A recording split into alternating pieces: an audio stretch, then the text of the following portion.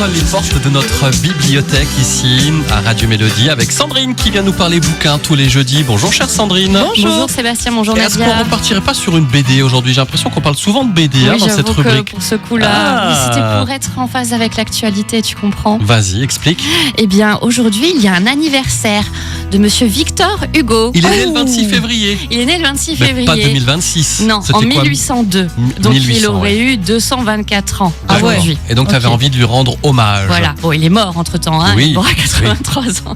Donc oui, j'avais envie de le mettre à l'honneur et pour ça, je me suis penchée sur une collection qui s'intitule Les classiques en bande dessinée qu'on peut retrouver aux éditions Casterman.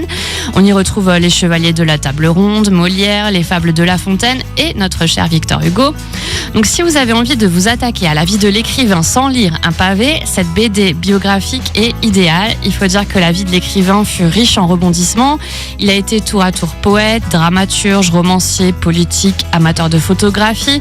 C'est un monstre de la littérature, mais également tout un symbole. Si la bande dessinée, écrite et illustrée par Jean-Michel Coblence et Sarah Acco, retrace les plus grandes dates de son parcours, elle offre aussi un aperçu de ses œuvres à travers des extraits et des résumés, aussi bien sur des pièces de théâtre comme Hernani que sur les plus grands livres comme Les Misérables.